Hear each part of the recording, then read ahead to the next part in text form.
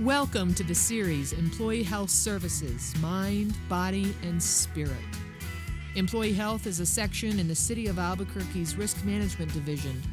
Its mission is to promote a sense of community and increase wellness among city employees and their families by providing education and counseling about physical and mental health.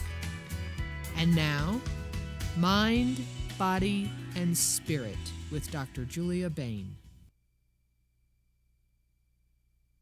Hello and welcome to Mind, Body, and Spirit. My name is Dr. Julia Bain, and today we're going to talk to Libby Timmons about process addictions. Welcome to the show, Libby. Thank you, Dr. Bain. So happy to have you. We've been talking about you coming on for months, and now you're finally here. Yes. I want to make sure I properly introduce you in terms of your background and credentialing. You do have a master's degree. You are a LISAC. What does that stand for? That's a licensed independent substance abuse counselor. So like in New Mexico would be a LADAC, but that's in Arizona. So. Okay, and you are also a CEAP as I am. There's not very many of us around. No. So the golden credential, I like to call it. You're the current president of the Southern Arizona Employee Assistance Association. You are past chair of the Employee Assistance Certification Commission. You've been in private practice for over 30 years, and you are now the clinical outreach specialist for Life Healing Center of Santa Fe. You are a busy and accomplished woman. I earned all the gray hair. Well, it's an honor and privilege to have you on my program to talk about process addiction, which I don't think many people understand very well. I know I'm just learning about it myself in terms of how is it different from alcoholism? How is that different from drug addiction? And we were just talking a minute ago that the difference is it's behavioral. So let's get started. First, tell me about your experience in helping people change. How did this all start happening for you? I actually started working in group homes when I was 19 and working with little kids, and got interested eventually in addictions. I was introduced to working in a treatment center with adolescents with addictions. Okay. And from there, I decided to specialize in that, and then I was introduced to a woman named Sharon Wakesharter Cruz, who was married to a gentleman named Joe Cruz, who was Betty Ford's interventionist. Oh, wow. And he was the founding medical director of the Betty Ford Center. Okay. And some of the information we're going to talk about comes from their book called Understanding Codependency, where he talks about how the brain is affected by doing behavioral medicators, which we now call process addictions, versus chemical medicators like alcohol and sugar and nicotine and various drugs. Okay. And how they affect the brain differently. So it's become a passion and an interest of mine, because as it develops how process addictions affect the families in the same way as alcohol and other drugs affect the families. Yeah, as always is the case with addiction, it's not just about you. It's about everybody whose life you touch, your family, your employer, your colleagues, your neighbors, your siblings, your parents, everybody. Children who are especially vulnerable to somebody behaving in an inconsistent fashion. Yes, yes. Okay, well, that's I can understand why that encounter sparked your passion to gain more understanding. Let's just jump into it and talk about what is a process addiction and how does it differ from alcoholism? The issue, Julia, is that people are really trying to wrap their hands around this, because as we become more of a technological society, people are being more and more looking for sort of that ultimate high. You know, when alcoholism, alcoholism goes back as far as we can remember, as well as sex addiction does too. There was an article that Freud wrote in like 18 something or another about masturbation being the ultimate addiction. I didn't know that. Yeah. So it's like, I have to cheat and look at my notes here, but in 1897 he described masturbation as the original addiction, and in 1928 he wrote a paper on gambling as well. So process addictions have been around. I'll give you a little tidbit. I was in American history Portrait Museum in D.C. at Christmas, and they were showing this picture of Isaiah Singer, who started the Singer sewing machines. And the gentleman started telling his history, and actually he was a sex addict because he was actually ostracized from the United States and left to go to London because he had 5 wives and 18 children. Wow. Here in the States. And so one of the wives caught him having an affair with someone else, called it in as bigamy. He got arrested. When he bonded out, he left and went to London. And in London, he actually married 2 more times and fathered another couple of children. So I think he had a total of 22 children. So sex addiction is not new. It's just that we're now talking about it. It's like when Bill W. started AA, nobody would talk about AA, or they wouldn't talk about alcoholism. Right. But it still was there. And so the more we can understand the effects of the process addictions, behavioral addictions, whether it's workaholism or computer gaming or gambling or online poker, or exercise, or all those pieces, they still have the same effect on the families as do alcohol and drugs. Because you're absent? Yes, you're emotionally absent, and also you get a high. In alcoholism, one of the characteristics that we look at to see if somebody's addicted is there's like 5 basic things we ask for, right? We ask if they've had blackouts, if there's been another concern or a medical concern, or if they've not done something they needed to do for the day, Okay. and if there's been a change in their personality.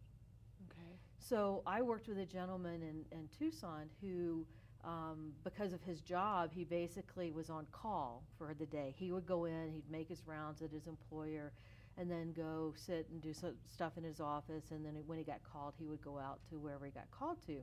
So one day he logged in 8 hours online surfing internet porn. And you can surf, there's 1,000 new internet porn sites added every day. No. Yes. 1,000? 1,000. Worldwide? At least 1,000 added every day. Worldwide? Yes. But still, that's a huge number. The internet porn industry pulls in more money. You're really going to like this one. Pulls in more money than ABC, CBS, NBC, and the NFL put together. Unbelievable. Right. So there's a lot of money in it. There's a lot of money in it, but because there's a lot of people wanting to engage. But people can engage by never buying.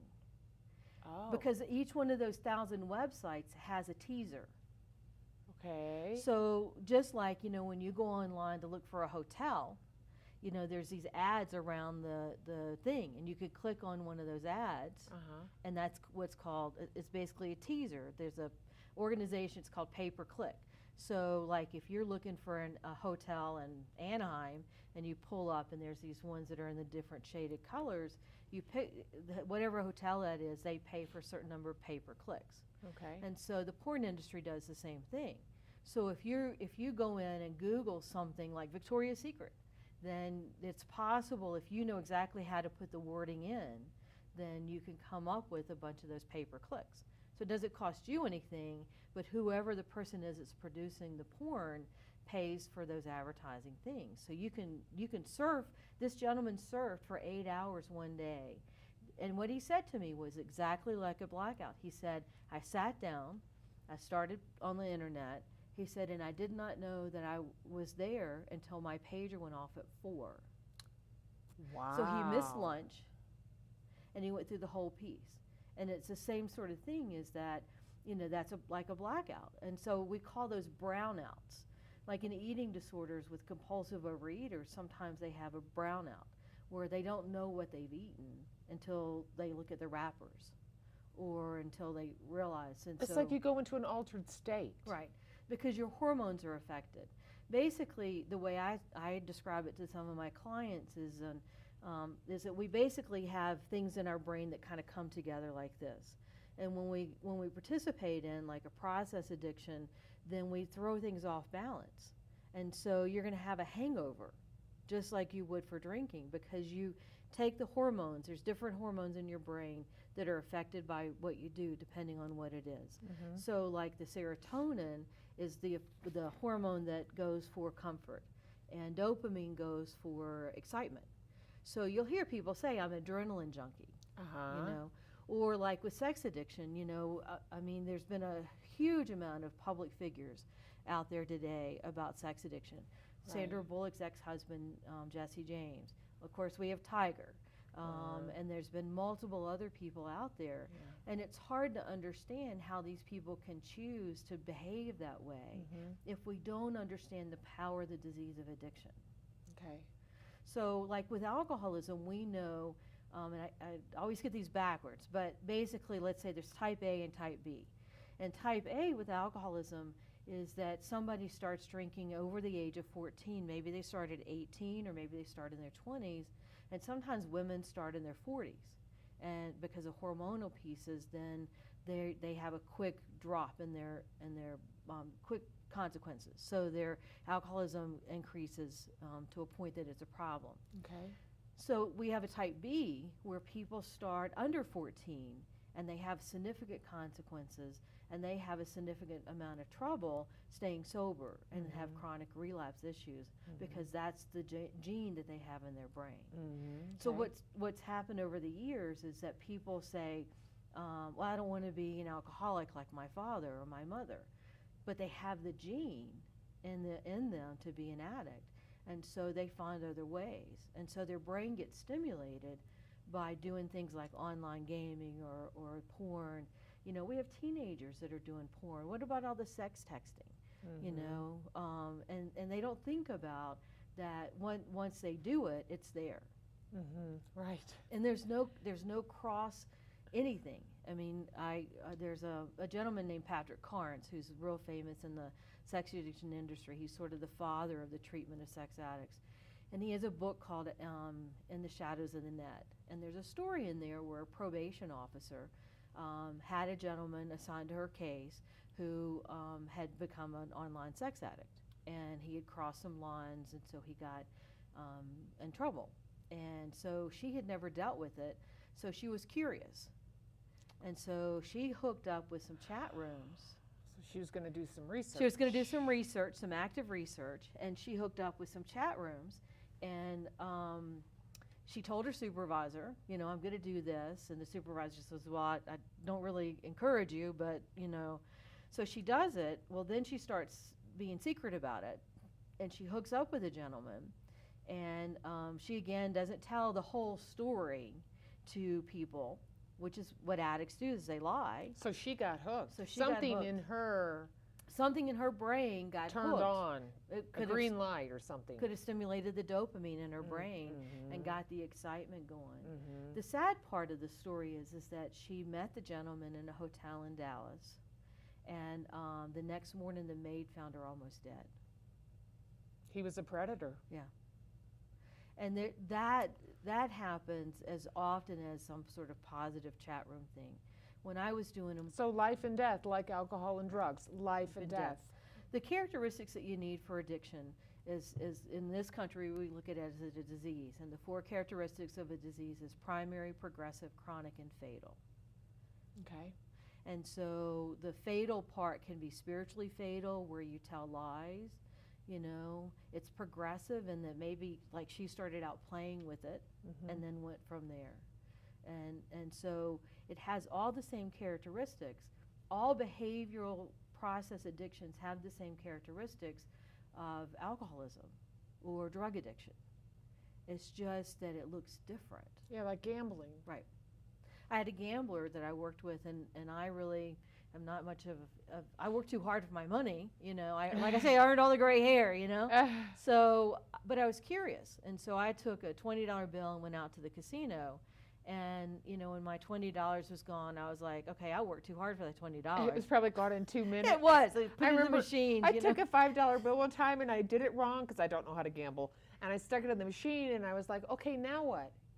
And my girlfriend said, it's gone. That's what. And I said, no, people think this is fun. So, yeah. But if you really look at that, you can see the pain. You can see the pain I in felt the people. the pain. Yeah. Over $5. So you can imagine people that are losing hundreds. I mean, I was in at a conference in Vegas, and I watched this guy come up to the desk trying to get money out of something, and he looked like he'd been on a drunk for a week. You know, he hadn't shaven, he was in pajama bottoms. I wonder if he was having one of those blackouts I wonder from too. gambling. I wonder But too. anyway, I interrupted your story No. about your $20 bill. So basically, I lost my $20 bills probably in 5 minutes, like you did, and I said, "This is not what I want to do." You know, so clearly my brain did not get stimulated by doing that. So I did my research. I saw the pain. I saw the pain in that room of people sitting at the machines and putting money in, or people at the table. I've noticed that nobody really looks like they're having a good time. No, that's like people that are runners. You know, do you ever see how many runners running down the road Uh-huh. smiling? You know, you see walkers smiling, but you Yeah. don't see runners smiling. You know, I'm not saying all runners are addicts, but it's Yeah. like, you know, the cost to families and employers is just the same with sex addiction. And because it's a process addiction, it's hard for people to understand or see. So wives of sex addicts or husbands of sex addicts really go into a lot of pain. They go into a lot of pain thinking, what did I do wrong? How did I let my family down? I worked with a police officer whose wife came to me, and the husband was doing a lot of gaming online and, you know, research or whatever, and he would come in, and if she asked him to help with the kids, he would get aggravated. And so I knew that, you know, we all have our favorite teams, right? You know, I'm sure you have favorite teams that you pull for. People all over New Mexico have favorite teams. I like the Olympics. Okay, so what's your favorite sport with the Olympics? Swimming. Okay, so this guy had a favorite football team. So you always pull for swimming either way, right? You want to make sure that you're going to watch the big swimming events. Right. So this guy's favorite football team was, I'm going to make up something so I completely change everything. It was Atlanta Falcons. So he wasn't watching the games. If you have a favorite football team, you pull for them whether they're winning or losing. Okay. You have a favorite swimmer, you pull whether they're winning or losing. So one of the things that the wife said to him as part of looking at his behavioral changes, you're not watching your football. And he said, oh, they're having a losing season. Huh. So she was suspicious because his behavior was starting to change. Right. Okay. And so, you know, I had a fellow peer counselor with me that was another officer, and he looked at him and called bull on it, you know, because he said, I pull for my favorite team whether they're winning or losing. You know, I grew up in the Carolinas. I'm a big ACC basketball and an SEC football fan. I watch those teams whether they're winning or losing, you know. So it's the same. So it's one of the things that families look at. It was a red flag. It was a red flag, you know. And his irritability with his girls was a red flag. Another thing is that love addiction is also very common with sex addicts as well. It's not that you're looking after sex, but you're looking for that comfort or that companionship. Well, why don't you find a lovely person and get married? Because then you don't get the high. Women can be just as much perpetrators with men as men are with women. There's a lot of women out there that, you know, I mean, think about looking for Mr. Goodbar. Remember the movie? Mm-hmm. You know, there's a lot of women out there that are flirtatious, and they go after, you know, once they get the guy, they don't want him anymore. So it's not about love, it's about power. It's about power and control. And sometimes it's about not being afraid to be alone. You know, it's not really. Does it have anything to do with not being willing to risk authentic and genuine intimacy with another human being? Because, you know, if you develop a relationship with someone and it's healthy, you have a willingness to spend time and be vulnerable. And what about all those things? I think a lot of people that come into this, you're going to get me off on another subject here, but a lot of people that are involved in love addiction are involved in love addiction because they have some sort of family history of trauma, or they have an attachment issue. You know, as adults, we can't be diagnosed with attachment issues, but we still have them. You know, people that grew up in families with addictions, if you look at like Claudia Black's work over the years, or Janet Woditz's work on ACOA, then we know that a lot of people have the attachment issue from their childhood because they grew up in an alcoholic family or a mentally ill family or a family with some other process addiction. So they didn't get the bonding done in the first 2 years of their life. I was just going to say, define attachment issues for the audience because they may not know. Well, basically, there's 4 kinds of attachment. There's one called securely attached, and those of us that are therapists very rarely see those folks. Those folks spend their money, instead of on therapy, they go on vacation, they hang out with their family, they're okay being alone. And then there's one called anxious attachment, and that's where you kind of do this come here, go away. And when you push somebody away, then you get anxious they're not going to come back. And then there's avoidant attachment, where if you get too close to somebody, you pull away. And so you avoid. I always use my dogs as an example, or my pets. I have cats. Cats are like, they're gonna look around the corner and say, I think I want to hang out with you. And you go, oh, come here, and they go, oh no, I'm gone. Yeah. So that's an avoidant attachment.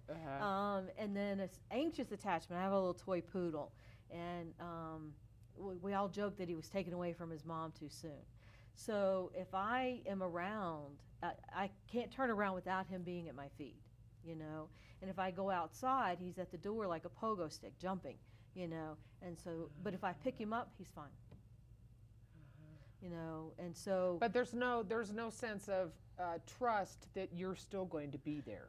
Right. Right. Right. And so that's part of what leads a lot of relationships into some struggles, And then there's one called disorganized attachment, which is a combination of the anxious, ambivalent, and avoidant. And so those folks really have a real difficult time stabilizing in relationships. Those folks often do a lot of self-sabotage in relationships. Or they look for the ultimate high by getting involved in as many different things as they can because they can't ground themselves or secure themselves. Because it's not healthy. So these are the people who are more vulnerable or more likely to become love addicts, sex addicts, gamblers. Right. Even. Eating issues. Internet porn. All these, they're drawn to all these things because they are not basically grounded and feel healthy by having a relationship with another human being. Right, or they can't live without the relationship, and so if they are alone, then they self-sabotage. Like that's when when relationships break up, that is one of the top reasons that puts somebody in a domestic violence risk. People that are normally not domestic violence related situations. Like I have a gentleman recently who caught his wife having an affair, and unfortunately he's with his best friend. And oh, that's brutal. That was really brutal. That's brutal. That was like a double betrayal. Yes, total. And he just like lost it. I mean, he's a very calm, very controlled, very methodical gentleman, but the pain that he felt on the inside was so much that he just totally flipped out. And so then the neighbor heard him yelling, called the police. He got arrested for domestic violence. Now, that's not a typical domestic violence offender. But when people are separating, as an EAP, one of the things I talk to people about is really understanding that you need to know that you're at risk for domestic violence when you're in the process of separating because of that attachment that we have in relationships. That's really interesting. Wow. We only have 3.5 minutes. There we go. I know this has gone by so fast, so we need to be sure to, and you've got to come back. I'm going to say that right now. Okay. Well, pick my brain for 3 minutes. What is the biggest question you want to ask me about process addictions? I guess I really empathize for the partners of these people, and it's hard for me to imagine how or even why a marriage would stay together or relationship would stay together under these circumstances. And that being said, I personally, in my life, have chosen to stay with people that wasn't the healthiest thing for me. So we're all human.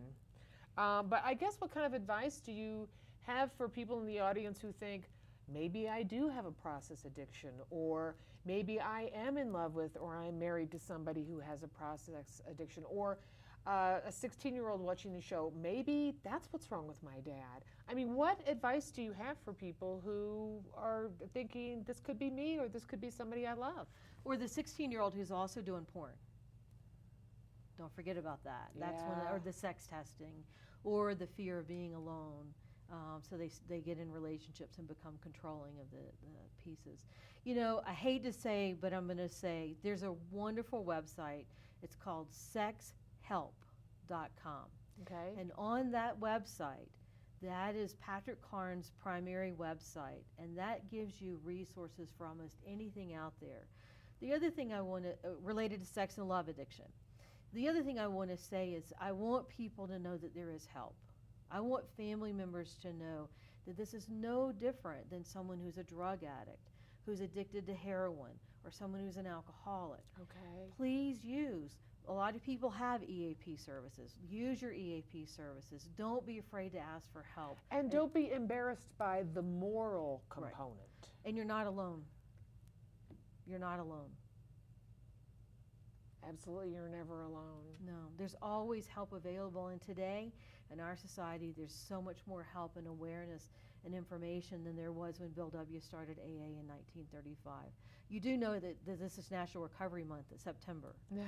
And so September is about honoring and celebrating people in recovery, especially in recovery from chemical addictions, alcohol and drugs. And so please, everybody, honor and support anybody that's in recovery or wanting to get in recovery. There's lots of resources out there. Use your EAP, find a therapist online that understands about. There's a website called for Psychology Today has a therapist finder website. For partners of sex addicts, there's a lady named Barbara Steffens, Steffens, out of Ohio, who does a lot of work with partners of sex addicts. What's your phone number in case somebody has a question for you? My phone number is 520-610-8471.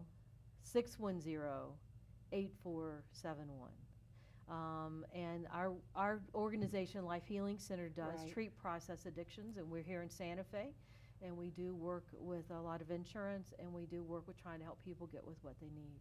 And Life Healing Center is on the website, and we do have a program for partners of sex addicts as well. Thank you for all of your service and for making the world a better place. We are lucky to have you, Libby Tibbins. Thank you, Dr. Bain. Thank you for coming on my program. And thank you for watching. Remember, you are never alone. Help is always available. This is Dr. Julia Bain. Until next time, be happy and be well. This has been Employee Health Services Mind, Body, and Spirit. For more information, call the City of Albuquerque's Employee Health Services at 768-4613. Let the Employee Health Services staff let you be your best at work, at home, and at play.